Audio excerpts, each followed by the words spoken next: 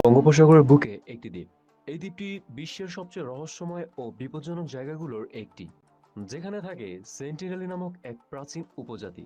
বলা হয়ে থাকে বিশ্বের শেষ আদিম যুগের মানুষ এরা। 5G প্রযুক্তির এই যুগেও এই দ্বীপের মানুষরা সেই প্রাগৈতিহাসিক যুগে বসবাস করছে। বিশ্বের অন্যান্য যে সমস্ত উপজাতি আছে তাদের থেকে সম্পূর্ণ আলাদা এই জাতিগোষ্ঠী। এরা একে অপরের সঙ্গে যে ভাষায় কথা বলেন তা তাদের সবচেয়ে কাছের উপজাতির পক্ষেও বোঝা অসম্ভব। সেন্টিনেল দ্বীপের মানুষরা খুব বেশি কাজ করতে শেখেনি, এমনকি তারা আগুনও জ্বালাতে পারে না। এরা নিজেদের রাজ্যের বাইরের জগতের কারো নাক গলানো একেবারেই সহ্য করে না। ভুল করে কেউ তাদের দ্বীপে প্রবেশ করলে তাদেরকে হত্যা করা হয় তীর ধনুকের আঘাতে। এমনকি কোনো হেলিকপ্টারও সেখানে ল্যান্ড করার সাহস করেনি আজ পর্যন্ত। 1975 সালে ন্যাশনাল জিওগ্রাফির একজন ফটোগ্রাফার দ্বীপটির ওপর ডকুমেন্টারি বানাবার উদ্দেশ্যে সেখানে গেলেও দ্বীপের ভেতরে ঢুকতে পারেননি। বিষাক্ত তীরের আঘাতে আহত হয়ে ফিরে আসতে হয়েছিল তাকে। কাগজে কলমে সেন্টিনেল দ্বীপ বাংলাদেশের হলেও এর প্রকৃত মালিকানা ভারতের। তবে মালিকানা সত্ত্বেও দ্বীপটির উপর ভারতের কোনো কর্তৃত্ব নেই। এমনকি বহুবার চেষ্টা করেও ভারত সরকার এই দ্বীপটিতে ঢুকতে ব্যর্থ হয়েছে। ভিউয়ার্স, নর্থ সেন্টিনেল দ্বীপটি খুঁজতে আপনাদের বেশি দূরে কোথাও যেতে হবে না, কারণ আমাদের সবার পরিচিত বঙ্গোপসাগরের শেষ প্রান্তে ভারতের উত্তর সেন্টিনেল দ্বীপপুঞ্জে এটি অবস্থিত। বঙ্গোপসাগরের এই দ্বীপটির চারপাশ প্রবাল প্রাচীর ও সবুজ গহীন অরণ্য নিয়ে ঘেরা। এর নিজস্ব সমুদ্র সৈকত রয়েছে। ভারতের কেন্দ্রশাসিত অঞ্চল আন্দামান ও নিকোবর দ্বীপপুঞ্জের একটি অংশ হিসেবে শাসিত হয়ে আসছে দ্বীপটি। সেন্টিনেলিস্টরা ছাড়াও আন্দামান দ্বীপপুঞ্জের আরও 3 গোত্রের লোক বসবাস করে থাকে। তারা হলো জারোয়া, ওনজে ও গ্রেট আন্দামানিজ। এখন পর্যন্ত সঠিকভাবে এই দ্বীপের জনসংখ্যার কোনো পরিসংখ্যান পাওয়া যায়নি, তবে ধারণা করা হয়ে থাকে 59.67 বর্গ কিলোমিটার আয়তনের এই দ্বীপটিতে মাত্র 100 থেকে 500 লোকের বসবাস। এদের পূর্বপুরুষদের সবাই আফ্রিকা থেকে এসেছিল বলে মনে করা হয়। প্রায় 60,000 বছর পূর্ব থেকে এই দ্বীপে তাদের বসবাস। দ্বীপে বসতি শুরু থেকেই তারা এরকম নির্বাসিত জীবনযাপন করছে। বসবাস করেও তারা অনেকটা ভিনগ্রহী প্রাণী, এলিয়েনদের মতো। 1970 সালে ভারত সেন্টিনেল দ্বীপটিকে নিজেদের বলে ঘোষণা দেয়, তবে ভারত সরকার দ্বারা শাসিত হলেও বাস্তবে এই দ্বীপের বাসিন্দারা তাদের সকল বিষয়ে সর্বপ্রকার স্বাধীনতা ভোগ করে।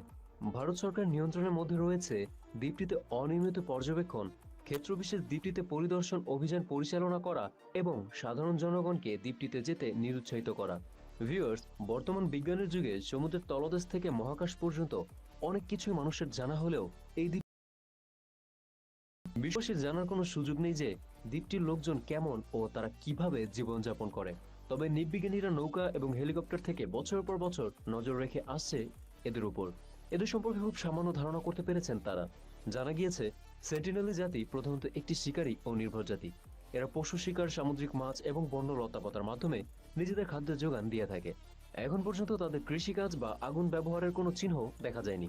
সেন্টিনেলিসরা বন্য হলেও নিজেদের তৈরি ছোট কুঁড়েঘরে পরিবারের 3 থেকে 4 জন সদস্য মিলে বসবাস করে।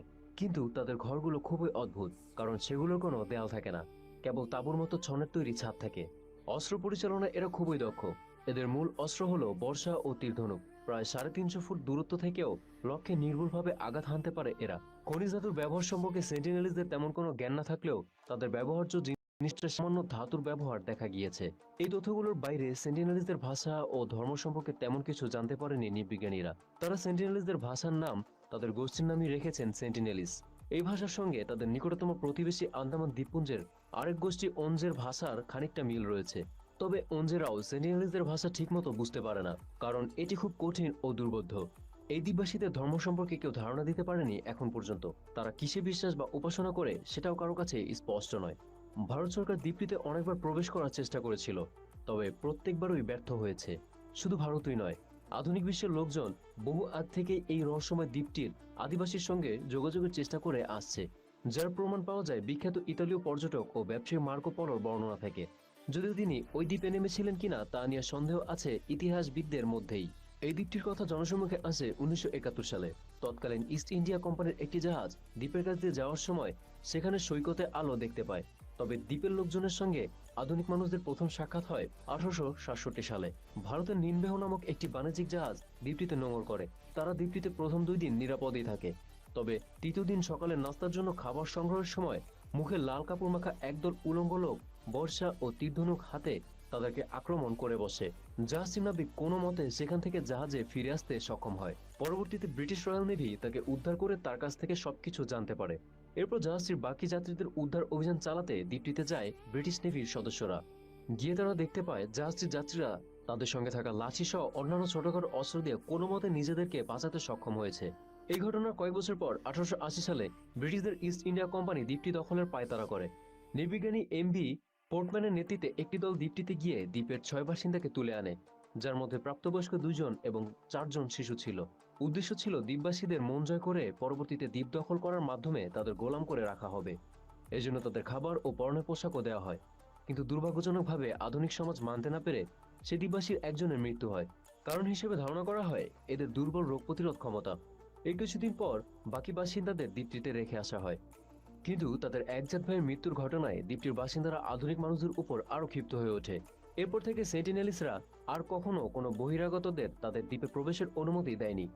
1967 সালে ভারতীয় কর্তৃপক্ষ দ্বীপটির বাসিন্দাদের সঙ্গে যোগাযোগ করার চেষ্টা করে আসছে। এসব চেষ্টার মধ্যে ছিল তাদেরকে উপহার হিসেবে নারিকেল দিয়ে বন্ধুত্ব স্থাপন করা। আর এই চেষ্টা শুরু হয় ভারতের ট্রাইবাল ম্যানেজমেন্টের মহাপরিচালক TAN পণ্ডিতের নেতৃত্বে। ইনি প্রথম ব্যক্তি যে 1971 সালে আন্দামান নিকোবরের এই দ্বীপে গিয়ে দ্বীপবাসীদের সঙ্গে বন্ধুত্বপূর্ণ সম্পর্ক স্থাপনে সক্ষম হন। এর ঠিক পরের বছর মধুমালা চট্টোপাধ্যায় নামে আরেক নৃবিজ্ঞানী দিয়ে প্রথমবার বাধার সম্মুখীন হলেও ধীরে ধীরে দ্বীপবাসীরা তাকে গ্রহণ করে নেয়। কিন্তু পরবর্তীতে দ্বীপটিতে যাওয়ার ক্ষেত্রে ভারতীয় সরকার নিষেধাজ্ঞা আরোপ করায় এরপর তিনি আর কখনো যেতে পারেনি সেই দ্বীপে। 2004 সালে ভয়ঙ্কর সুনামি ও ভূমিকম্পে দ্বীপটির ব্যাপক ক্ষয়ক্ষতি হয়। দ্বীপের আদিবাসীরা বেঁচে আছে কিনা তা পর্যবেক্ষণ করতে সেই সময় ভারত সরকার হেলিকপ্টার পাঠায়।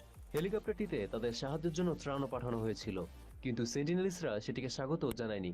উল্টো জঙ্গল থেকে বেরিয়ে তীর বল্লম ছুড়ে হেলিকপ্টারটিকে আক্রমণ করে বসেছিল তারা। এই ঘটনার পর তাদের আর বিরক্ত না করার সিদ্ধান্ত নেয় ভারত সরকার। ওই দ্বীপ এবং তার চারপাশে 3 নটিক্যাল মাইল পর্যন্ত সীমানা নিষিদ্ধ ঘোষিত হয়। দ্বীপের মানুষদের জীবনযাত্রার বাইরে প্রভাব থেকে মুক্ত রাখার জন্য এর কাছাকাছি পর্যন্ত কেউ যেতে পারবে না। সেন্টিনেলিসদের কাছে নিজেদের এই এক টুকরো দ্বীপ মানে পুরো একটি পৃথিবী। তারা নিজেদের দ্বীপে নিজেদের মতো করেই থাকতে চায়। তারা চায় না তাদের দ্বীপে বাইরের জগতের কেউ প্রবেশ করুক। কিন্তু প্রশ্ন হলো, তারা কতদিন এভাবে জীবনযাপন করবে? কবেই বা তারা সভ্য সমাজের কাতারে আসবে, নাকি কোনোদিনই তারা সভ্য সমাজের আলো দেখবে না? এইসব কিছু নির্ভর করে আছে তাদের ভাগ্যের উপরে। তো বন্ধুরা, কেমন লেগেছে আমাদের আজকের ভিডিওটি তা কমেন্ট বক্সে কমেন্ট করে জানিয়ে দিতে পারেন। ভিডিওটি যদি ভালো লেগে থাকে ওইরকম আরো নতুন নতুন ভিডিও পেতে আপনাদের অনুরোধ করব আমাদের চ্যানেলটি সাবস্ক্রাইব করার জন্য। ভালো থাকুন, সুস্থ থাকুন।